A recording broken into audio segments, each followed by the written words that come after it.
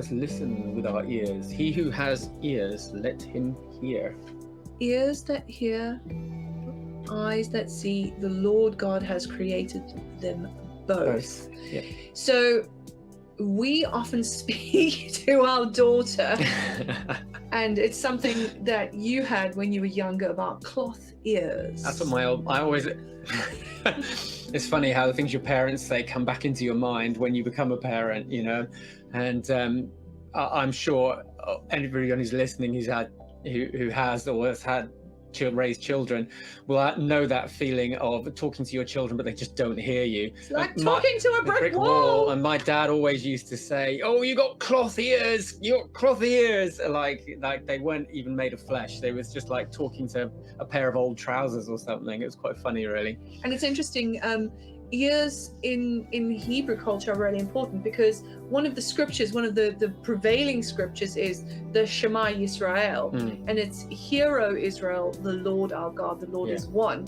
And there's a series of really interesting videos, and they go through all the different symbols and what the different things mean in Hebrew culture. Shema is not just to hear, but to actually listen, and it carries with it a sense of obedience. So I don't know if anybody has ever been onto Bible Project. So if you go look on YouTube on Bible Project, there's a really interesting snippet about ears, and it's quite enlightening. So ears are not just about hearing physically, because you can hear physically, but sometimes you don't hear. But then there's also a connotation of, if you hear God tell you something, there is an obedience. Yes. So ears, ozan is the Hebrew word, and it's about listening, direction, and obedience. And I'm going to talk about a very interesting dream I had. That's good. So if like it's you can ask the question, why ears and not eyes? Eyes are to do with perceiving, seeing, clarity, truth, and wisdom.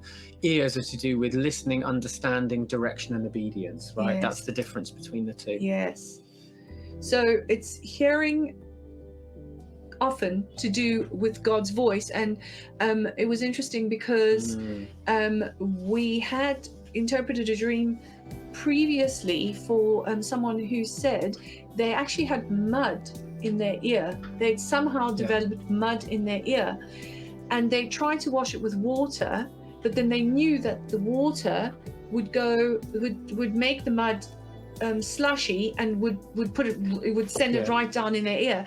And they were looking for a cotton bud, and that was a very interesting dream. I don't know if you want to say a little bit about what you think that's about. It was a really interesting dream and dream symbol. It was a long dream, actually. It was many different elements about this person and what they've been through in their life, but this was really interesting. We talk about like having an earworm, you know, that's become a phrase, right? So and that means, or something getting into your ear, and that means it's like you've got a voice or a thought about a thing which is stuck in your ear. It's stuck in your mind as a loop, and you can't get rid of it. And the things he's tried to get rid of it, he's thought about getting rid of it with the word, washing with the word, the clear water of the word, but he knows that'll actually make it worse. It'll make it sludgier and muddier.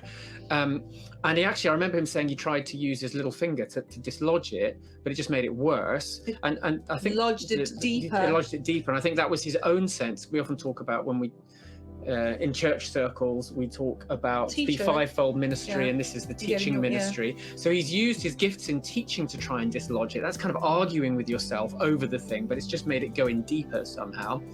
And so those were the ways he tried to get rid of it. But what is it? I mean, mud is humanity in the earth, so it's kind of it's probably a teaching or an idea that's very has a human origin. It's not a godly thing. And he's trying to wash it out with godly things and get rid of it. But the thing he knew he needed was cotton bud, right? And cotton often speaks to priestly. And it's the priestly garments are made of cotton. And it's interesting. I'll just quickly just say about cotton. If you were a priest in the temple, you were not allowed to wear anything that was wool. Because wool would make you sweat, And if you sweated in the presence of God, the priest who went into the holy place and the Holy of Holies had to wear cotton, because there was no sweat of your brow allowed in the presence of God. You had to wear cotton because it was the only thing that would keep you cool enough so you wouldn't sweat in the presence of God. That's that human sweat, effort, right? and effort, and that is often what cotton talks about. It's like a covering, that a priestly covering that you wear to go into the presence of God, and it keeps you not going in your own human effort. Yeah. So the cotton is a priestly word to dislodge this. Yes. But there's also, I think there was a play on words with the bud, and a bud is a sign of like a new thing, a new growth, right? So it's a new priestly word from God is the only thing that's going to dislodge this humanist teaching. And I think that's what we told him, and it sort of made sense with the things he was battling with. And it reminds me of Aaron's rod as well, which budded. Yes, that's right. It was a prophetic sensing, and it was an almond bud. Something stuck in your ear. That's something stuck in your ear. Something human stuck in your ear. But now, I had a really interesting dream a little while ago, and I was struggling to find direction. And actually, in the dream, I was trying to find. I was in a strange place. I was trying to find my way to somewhere. My car had broken down. I started to panic and knew I needed to find a friend to help me. I was about to start crying and get panicked when I heard God say in my dream, "Stop panicking. I'll show you the way to go." So I came to a crossroads and went directly ahead through an open gate, over a hill and on a paved pathway. Then I went right and down a paved pathway along the side of the road. And then I saw faint lines in the direction to go straight ahead. And I wondered who had put them there the whole time, or had they been made by God to show me what to do next. I knew I was probably the latter and I should follow them. And then when I woke up, I actually heard God say, and when you turn to the right and the left, your ears will hear this command behind you saying, "This is the way, walk in it." And I heard a snippet of that, but I feel God was saying that it was the ability to hear his voice. And it's almost that sense of you hear it in your ear, but he's right there in your ear, speaking into your ear. So that was one of my dreams that was very kind of relevant for me about ears.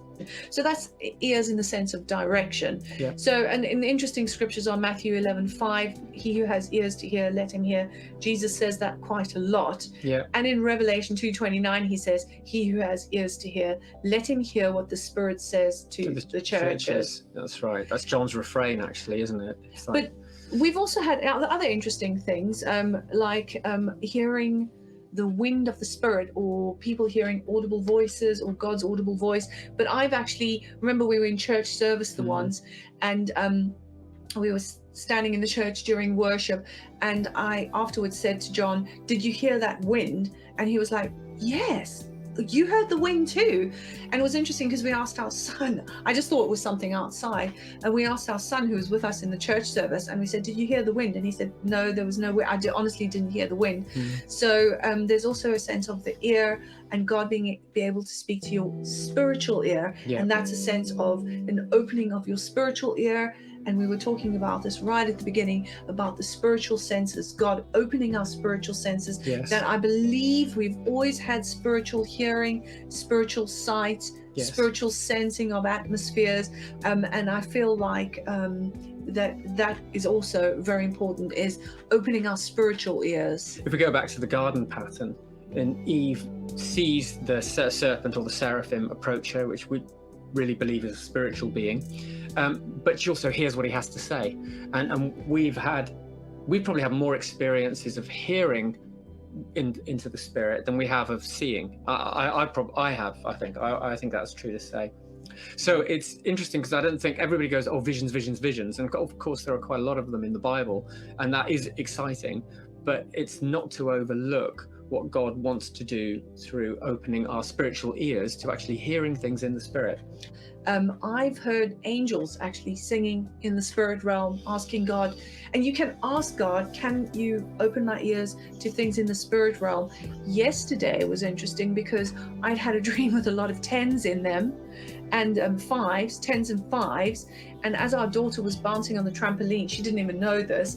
She heard she heard 10. Somebody just said 10, and she's like, "Oh, where did that come from?"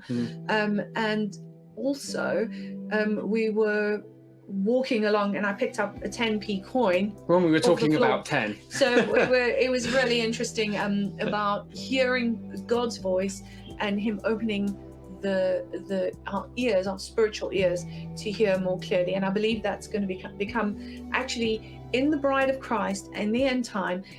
All the senses of the spirit are going to be working. People are going to know exactly what dreams mean. They're going to know exactly what visions mean. It's going to be a restoration of some of the major things like seers, hearing in the spirit, seeing in the spirit, and also a discernment, which is that feeling or sensing in the spirit.